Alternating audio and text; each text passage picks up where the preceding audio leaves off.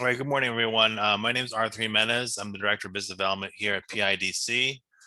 I'm here with my colleagues, Kersey and Marla. Could you introduce yourselves? Hi, good morning. My name is Kersey Azokar, and I'm the program manager for the CHIRP grant. Good morning, and I am Marla Hamilton. Here at PIDC, I manage our client engagement division, and so we are always looking to make sure that those of you who are PIDC clients and those of you in the general marketplace have all of the information that you need to make those decisions that help your business grow and thrive in the city of Philadelphia. So we are happy to host this webinar on today. This webinar will also be found on our website. If there's any part of it that you missed following today, go to our PIDC blog and we will put that information in the chat where you can replay.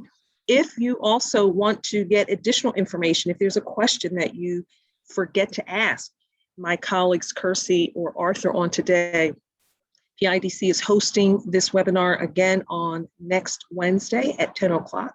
So just go to the PIDC website, register, and we look forward to seeing you again. Also, make sure you stay on to the end of today's webinar. We will give you a list of upcoming webinars hosted by PIDC. Okay, Arthur, thank you. Thanks for sharing that, Marla. All right, so again, so I'll cover for those who have not applied yet, we will cover the eligibility requirements to see if you qualify for the CHIRP program. So we call it CHIRP, but it stands for COVID-19 Hospitality Industry Recovery Program. So we'll go a quick background of it, of the eligibility, and then we'll review the application. And we'll also talk about, I think we've seen some applications come in already, and we'll cover kind of commonly issues we've seen before, so you can help when you apply, you can try not to repeat those mistakes, and we'll just give you some other advice to apply. Okay. So quick background. So the Commonwealth of PA approved a $145 million grant statewide for eligible businesses within the hospitality industry to alleviate undocumented revenue losses and pay eligible operating expenses due to COVID-19 pandemic. So of that 145 million, there's about 17 million will be received by Philadelphia for Philadelphia-based businesses. And PIDC will be administering the program for the city of Philadelphia. And grants will be available for eligible business from $5,000 up to $50,000. The application has already been open for about 9 days now. It opened on March 15th at 11 a.m. And now applications will be accepted until 11:59 p.m. on April 5th. So we are about halfway there now. And no applications are really being scored during this period. So this is not a first come first serve grant program. We're allowing all applicants to apply during this period, and then only on April 6th will we start prioritizing and reviewing applications in detail. And all this information can be found on our website at pidcphila.com/CHIRP. I'll show you that right after the slide of this presentation. So these are the eligibility requirements to see if you're an eligible business. And I'm not going to read all these words. I'm just going to cover overall what eligibility looks like. So number one is you have to be physically located in Philadelphia County.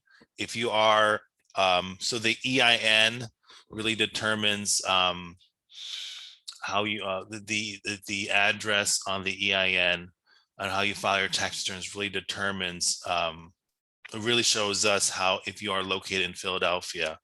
If your business is in another county, for example, Bucks County, Montgomery County, there are other economic development organizations that are have their own application for the grant program. So if you have a location in those other counties, there is another application. Philadelphia, this application is only for Philadelphia-based businesses.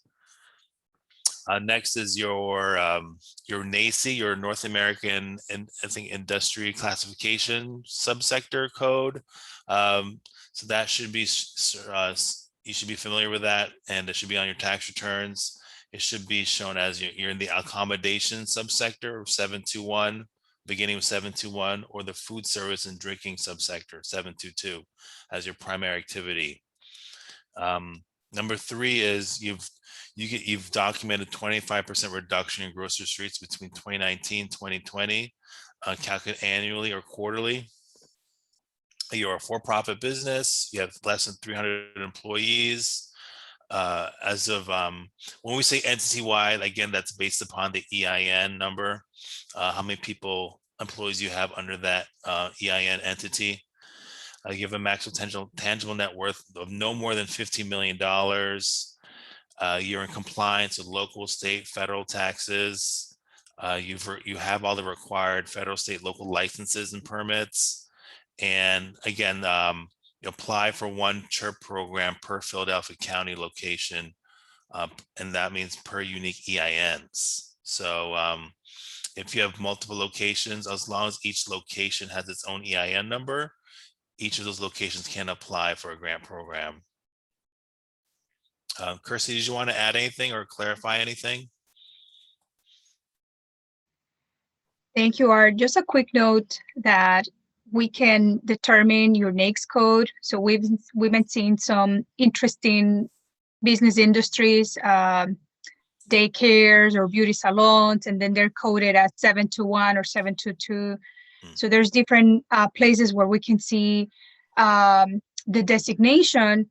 And if you have any questions, we have a dedicated email address, the CHIRP at PIDCphila.com, and you can ask any questions you would like.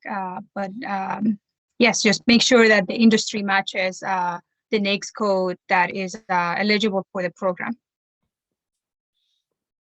Thank you, Kirsty.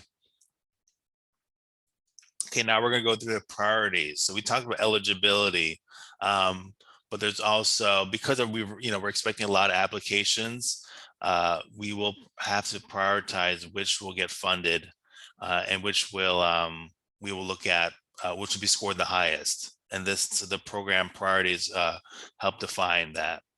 So number 1, if you can demonstrate a 50% or greater reduction in revenue, as measured by gross receipts between second quarter and the fourth quarter 2019, as compared to the second quarter through the fourth quarter 2020, calculated annually or quarterly due to the financial impact of COVID-19.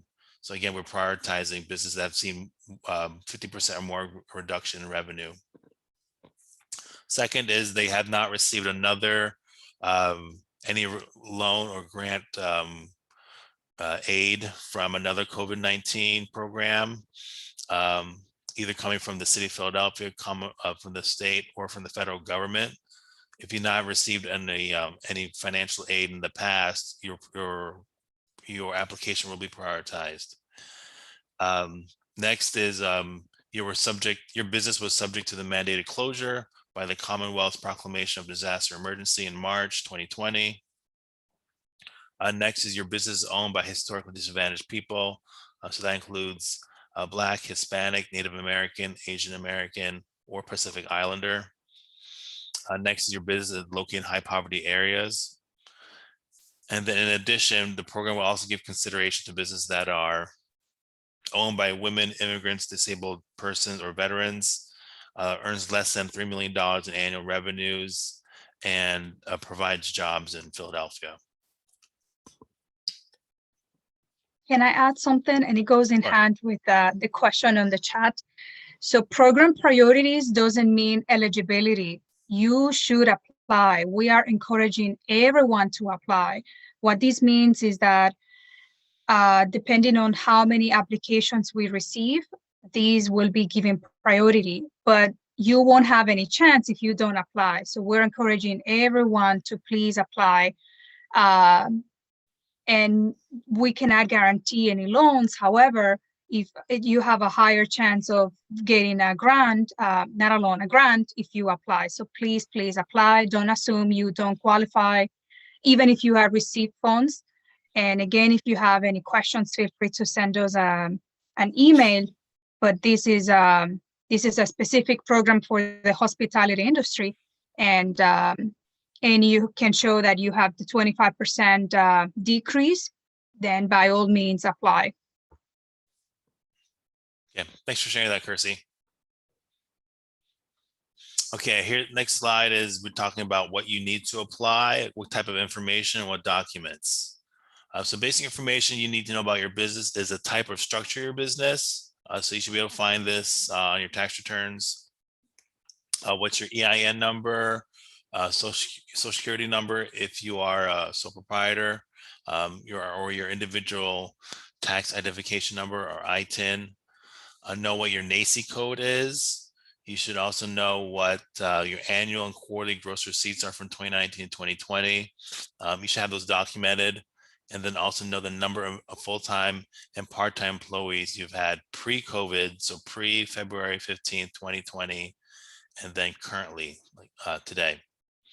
So documents you will need to upload is 2019 tax returns. If you have operations in 2019, if you were not in operations, I believe we are considering businesses that were in operations as of January 2020, or so you can show a profit and loss for 2020. Next, you need if your business was in operation in 2019, a profit and loss statement on a quarterly and monthly basis if in operations 2019, and a 2020 profit and loss statement on a quarterly basis. I don't think maybe you can clarify this, Kersey. We're not really requesting for monthly. And then lastly is a W-9 signed, dated, and completed. It has to be the October 2018 version, which is linked to the application. Okay. So this is, you'll find the application link on our website, pidcphila.com/CHIRP. Again, the application now is open. It goes up till April 5th, 11:59 p.m. So the applications are will be reviewed after April 5th. I think the reviewers are just looking now at the applications for completeness of information. Kersey, you can add information for that. But it's a program, it's not first come, first served. Applications will be awarded based on eligibility and alignment of program priorities.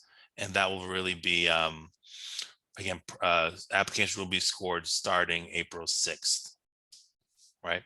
Okay. Okay. So we'll go to the website later so you can see more information about the app and where the link is. If you need application assistance, so we're working with about 30 community partners. So these are mostly nonprofits and CDCs all around Philadelphia area that can help you fill out the application. And you can also ask questions. They've also attended similar webinars we're hosting now. They can also provide translation services. So there is a link that I will share. It is on the PIDC phila.com/CHIRP page. I'll show that where you can get the partner list. But again, if you need assistance, those company partners are there to help you out. Okay, and let's just start covering the common issues we've been seeing. Again, number one is W-9 is not the correct version, so you should be using the 2018 version. It needs to, and it's not signed, and they are not dated. So double check that you have the right version, that it's signed, and it's dated. Number two is the W-9 business name does not match the legal name on the application, so you have to make sure those match. Number three, the W-9 address does not match the address on the application. Again, those need to match.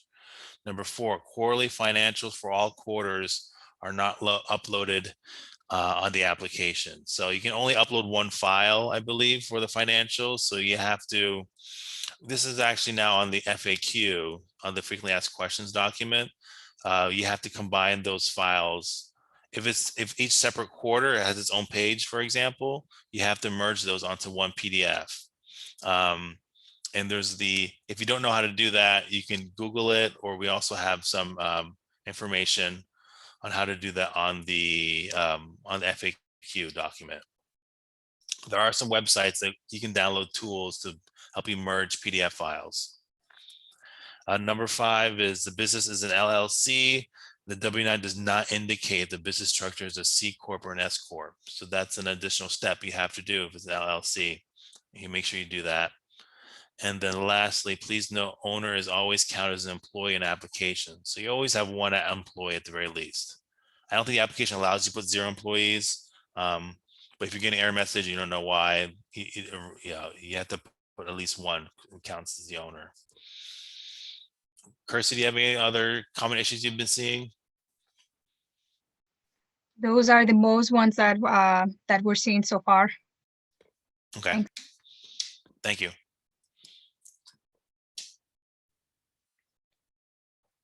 Okay, and proper tax form. So if you're a sole proprietor, individual, business owner, I'm gonna say a sole proprietor, you're a single member of an LLC, your tax form that you need to upload is a 1040.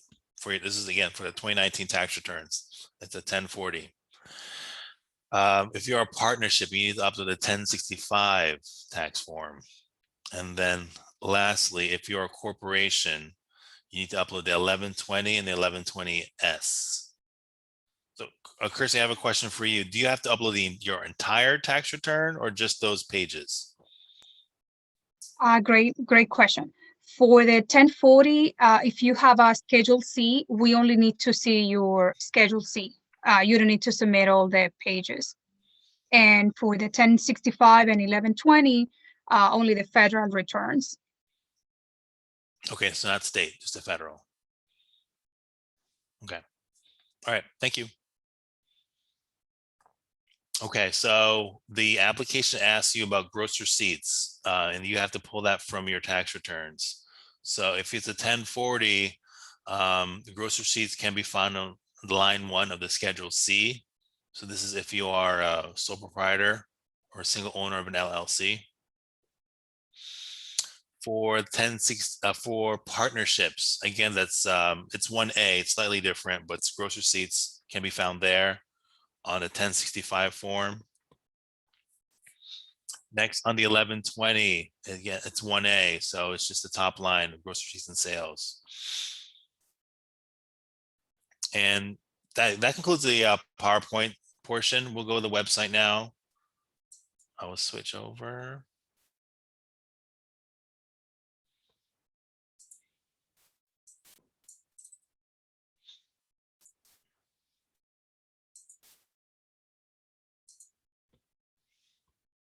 Okay, so here's the page for our page for the CHIRP program. So it has, if you want to review again all the details I spoke about on the PowerPoint, it's all here. It talks about again, lists out the eligibility of the program priorities, what you need to apply. So exactly everything we talked about. There are some templates here now we've uploaded. So if you don't have a template for your profit and loss, you can download one here and fill it out. You can also download one here for 2020. Again, this is for the quarterly basis for all quarters. And then you can also see the link here for the correct version of the W-9. You need to download. You need to fill it out, sign, and date. Again, here it talks about the deadlines. Here's the link for the community partners. So if you click on that, it'll bring you to a Google Doc that has all the information. So you can see there's over 30 partners here. And all of them are signed up to be partners and have the capacity to help you fill out the application. Okay, and then here's the application link. And additional resources too. So there are fact sheets. So if you need to see the information in different languages, there are other languages available here. And again, I think there's links here specific for the FAQ. I think this is also really helpful for very specific cases where you might need you have to ask a question. I also encourage you to read this document. And then there, again, the template for the profit and loss statement and the W-9 PDF downloads. You can also find those links here. Okay, so let's go into the application. Let me zoom in a little. Okay, so the application, again, it covers the first part, covers the background of the program. Again, there's a link to the community partners and a link to the W-9, the October 2018 version. So you'll see the first page, it appears to be short, but it's because we have to first check off the eligibility requirements. That will unlock the rest of the application. So you have to just Art, and can I Yes. also mention that you cannot save the application. We highly recommend when you're ready to apply and you have all your documents to be uploaded, to start the application then. Yeah, so you have to do it in one sitting. You can't go back to it. You can't save it and come back. It only takes 5 to 10 minutes to fill out once you have all the information. But yeah, just do it in one sitting. Okay, so you have to self-certify that you are eligible, you meet these criteria here. So you're physically located in Philadelphia, check that box. You were in operation as of February 15, 2020, for-profit business. You have a NACI code that qualifies. You've documented 25% reduction in gross receipts. It's calculated annually or quarterly. Tangible net worth of no more than 15 million. Fewer than 300 full-time employees, compliance with all local, state, federal taxes, and you have required federal, state, local licenses and permits. So for these last two, you can actually go to the FAQ if you're actually unsure if you are compliant.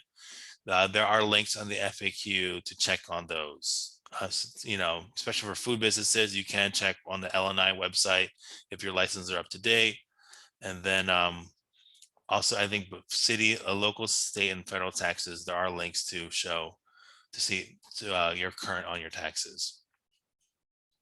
Okay, so once you check all those eligibility requirements, the rest of the application opens up. If you are if you're working with a community partner and they're actually filling this out for you, this is where they would say, yes, I'm assisting a business owner completing this application. And then the organization's names will show up and they can choose their name and then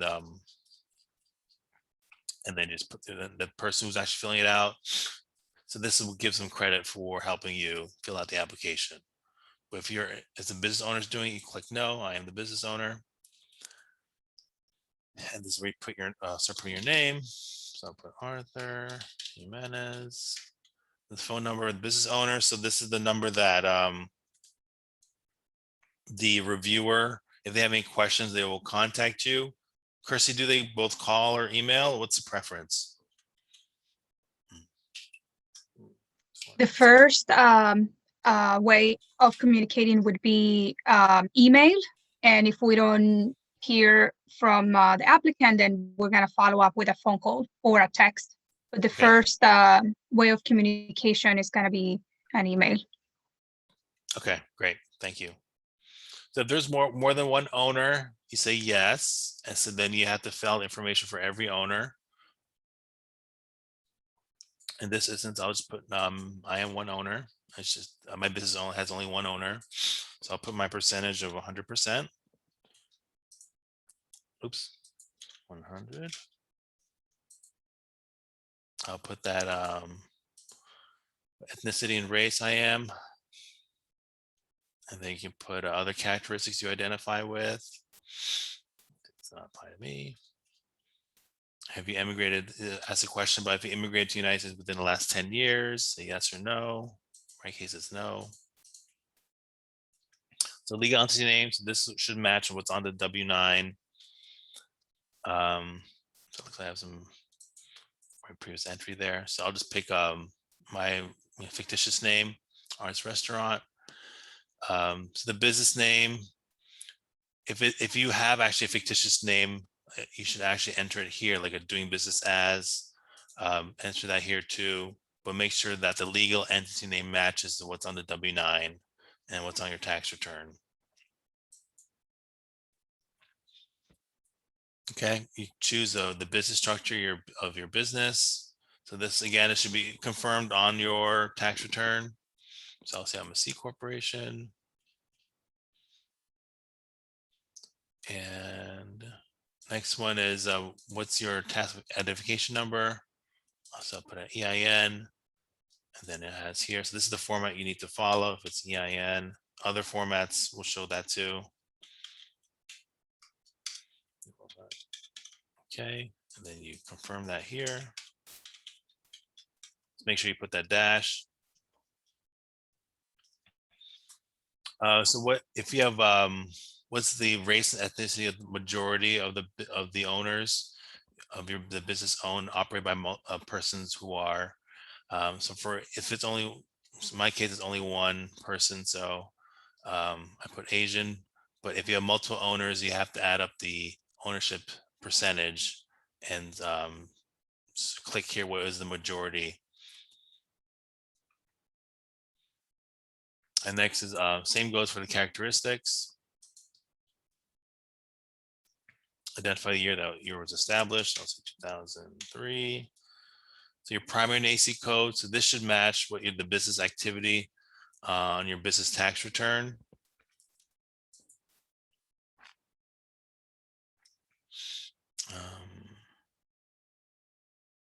I'll say full service restaurant.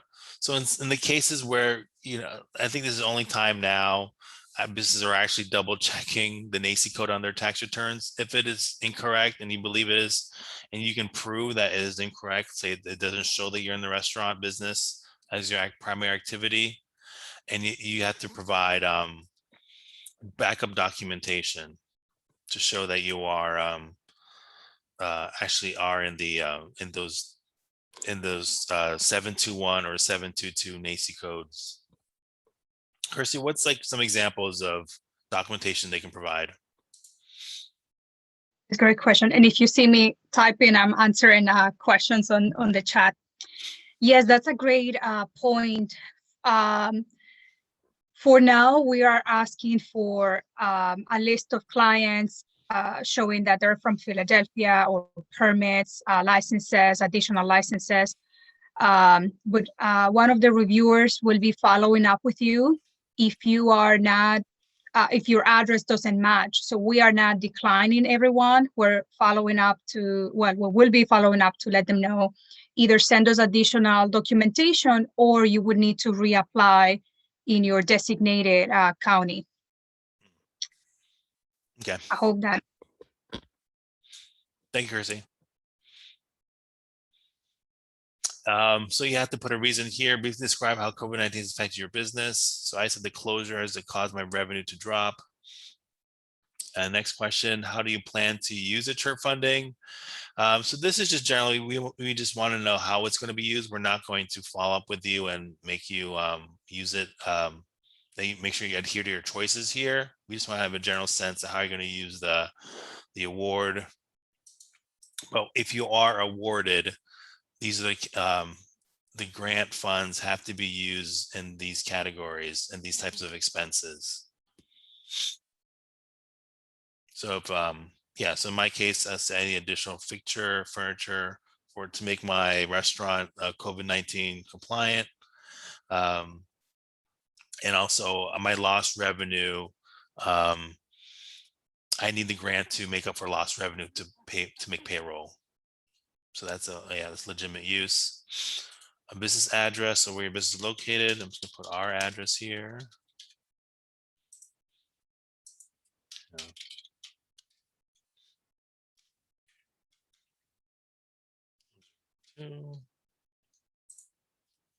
Mailing address. So this is important. So if you are awarded, this is where the check will be mailed to. So just make sure that you put the correct address or where you're going to receive them, where you receive your mail. I'm just going to put the same address for my case.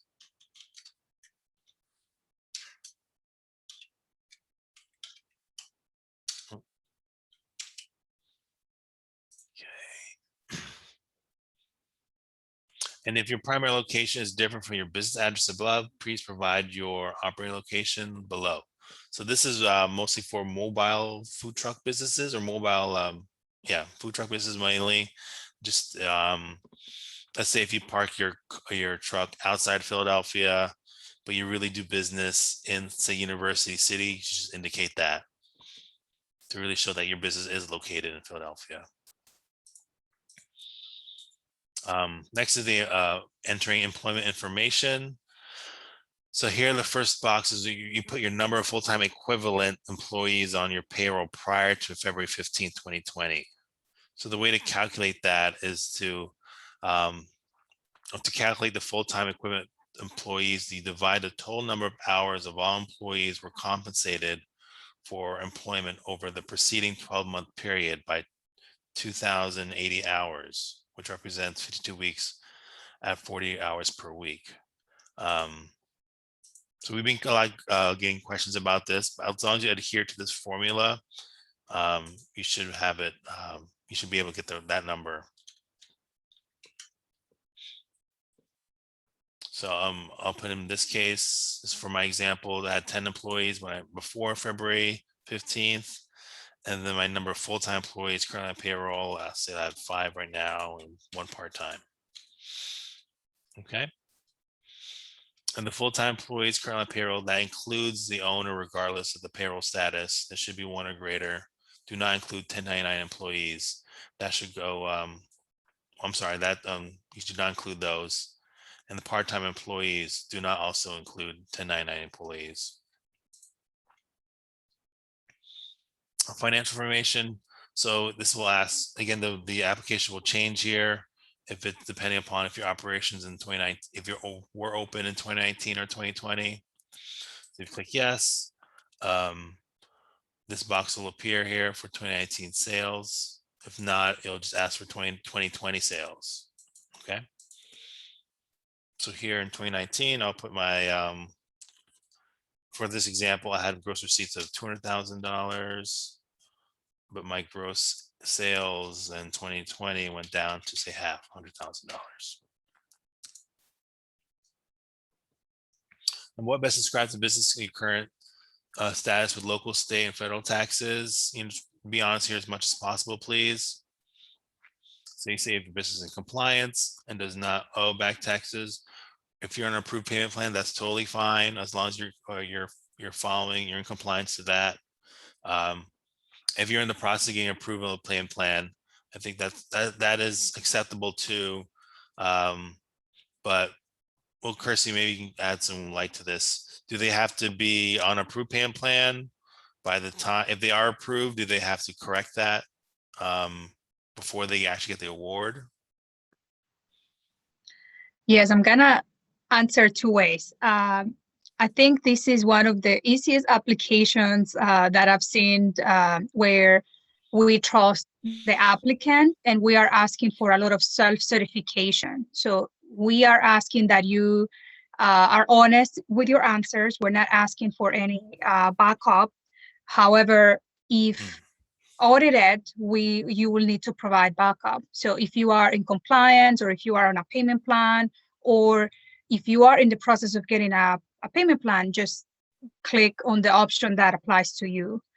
And on the frequently asked questions, there's also explanations on how to work on a payment plan if you need one. So first work on the payment plan and then you can select the appropriate option here. Okay, thank you, Chrissy. Next, you have to check off here what financial aid your business received that's COVID-19 related. So if you are not listed here, you can click, if the program is not listed here, you know, this is the city programs, our PHL Restart loans. This is the statewide COVID-19 state grant. Another state grant, the working capital access loan. I mean, it was a loan in the beginning of 2020 provided, and SBA assistance. Any others you can check off here as well. Again, please be honest as much as possible. and accurate to how many of the programs you've received. Also be accurate here, how much, it'll ask you about what range of the grants you received.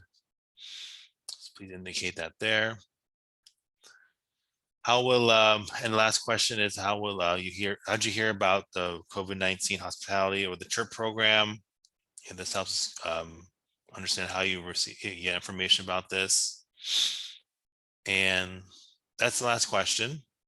And the next part, well, if I click next there, I completed all the text boxes completely. If there's anything you missed before, if there will be an error message, it'll be on top of the page. And so it'll tell you what text box you forgot to fill out. So just look out for that if you can't go to next, if you can't, if the application won't let you move forward. And then here's where you upload the documentation required. So you can just choose the files here. I'm just going to choose the same file here for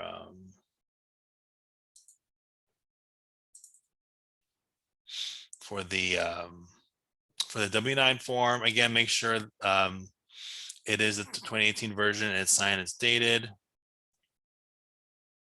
For the quarterly and monthly profit statement. Again, I'm sorry, for the 2019 tax return, a PDF file is accepted. And that's pretty much standard. But for the quarterly or monthly profit loss statements, we're only accepting a PDF, Excel file. I think the new or the old version Excel file.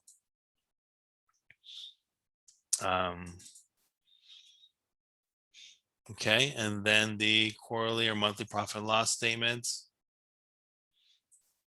Pick up, just pick any file there, just for this example, and that's it. So just make sure that you're uploading the correct file. If you do make a mistake, you can contact the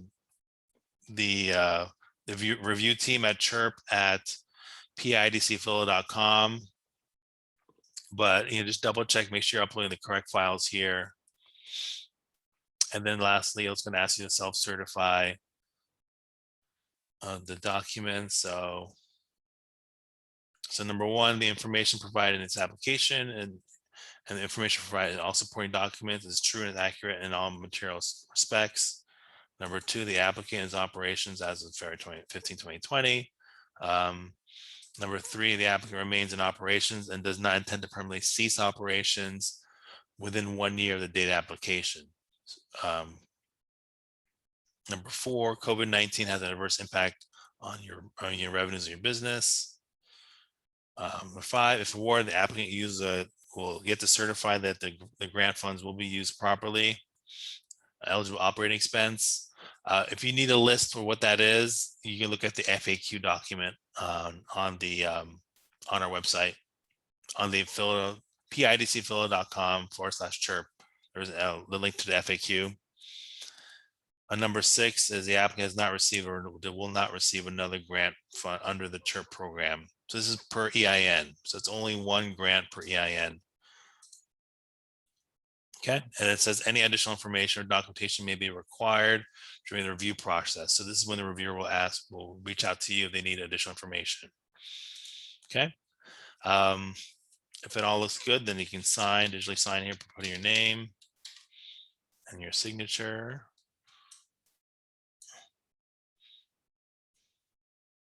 And then, yeah, so this is where you would submit the page. I would double check things again, just to make sure everything's accurate as much as possible, to the best of your knowledge. You're being honest on all the answers, and you cannot go back to update the page. So just, I encourage you to just double check, make sure all the information is accurate.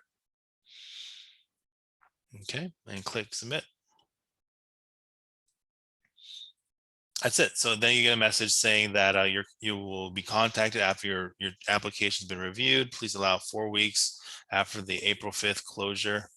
After the April 5th close of the CHIRP application period for the status update. So you should get you should still get a copy of your application and confirmation that the application was submitted. And if the review team has any questions, they will reach out to you. But approvals will not happen right after the April 5th deadline. It will probably takes about 4 weeks to go through the application process. And yeah, again, go to our webpage to pidcphila.com/CHIRP for, you know, any all the information that I covered here. Kirsty, do you want to share anything? Yes, just please apply, please apply. We cannot stress it enough. And part of the reasons why we're doing these presentations is to get you ready to have, to make sure that you have all the documents you need, but don't assume that you don't qualify. Again, if you have any questions, send us an email. But if you are in those NAICS code and you meet the criteria, please apply. There's $17 million available. And remember, it's only exclusively for those two NAICS code. So over the thousands of businesses that are eligible, there's the 17 million available. So don't assume that you cannot apply. We're encouraging everybody to apply. Thank you. Thanks, Kirsty. Have we addressed most of the questions in the chat? Yep, I answered all the questions, mostly questions about the NAICS code or asking if what are the chances of getting the grant. Let's see, documents to submit.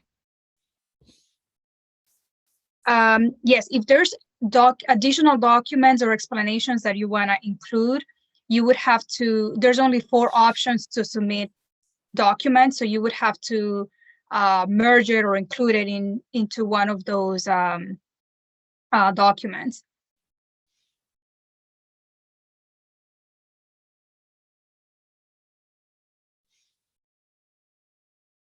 So it's either your taxes, your profit and loss for 19, profit and loss for 2020, and your W-9. Those are the only options. So if you need additional information, you can attach it there, and yeah, and we'll see it. And something important about this application is that it's manually reviewed. So we have a team of reviewers that are looking at the application, following up with the applicant, see if there's anything that doesn't make sense. We are not declining anyone. We're making sure that we have all the information.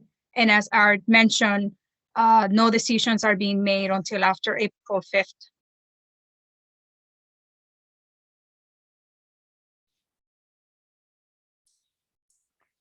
I think the only question that was not answered was from Greg. The documents to submit, is there an extra one to submit an extra documents like the tax payment agreement, liquor tax that we got behind on during the pandemic? I think you can hold on to it. And if there's, again, like if a reviewer has a question, they'll reach out to you and just have those documents handy so that you can send it to them in the case they ask for them. But it's like as Chris said, majority of the time, we are just looking, you know, we're trusting that all information you put there is accurate. And, you know, we're not requesting the additional documents as much as possible, just only ones that were required to be uploaded on the application. And I'm typing the answer just. Okay.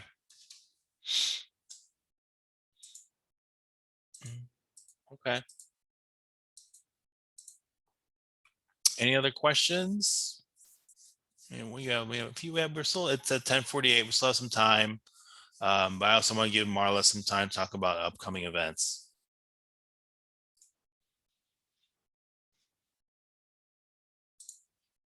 I'll give 1 more minute for questions.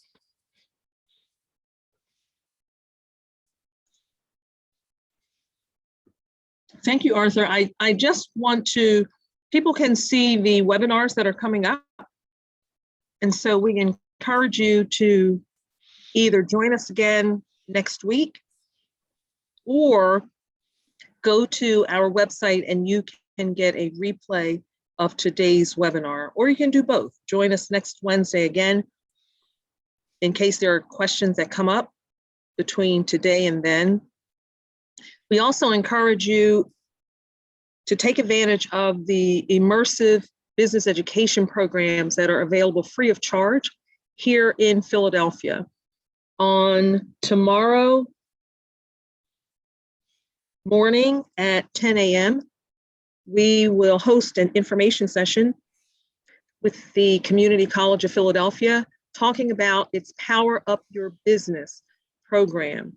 It is an immersive business education program that lasts for about 12 or 13 weeks.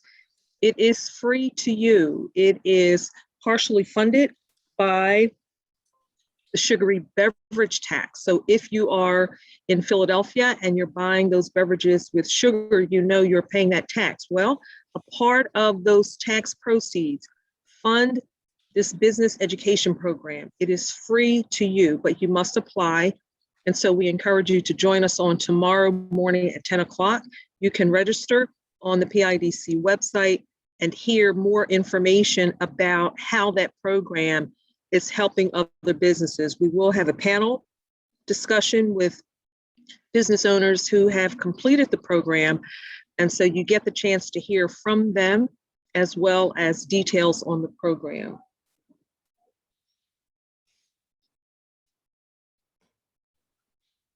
COVID-19 resources, and that includes financial resources available through a number of entities.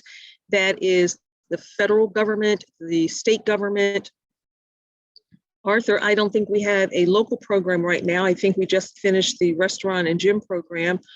But on the federal government side, if you have not applied for the Paycheck Protection Program, the Small Business Administration is accepting applications through the PPP lenders up until March 31st of this, March 31st. And so that is a week from today, which is the last day to get your application in for the Paycheck Protection Program. We have not gotten updated information on the newest $1.9 trillion package, the American Rescue Plan, but we do know in that plan there are additional resources being allocated to the Small Business Administration for both the Paycheck Protection Program and the Economic Injury Disaster Loan Program.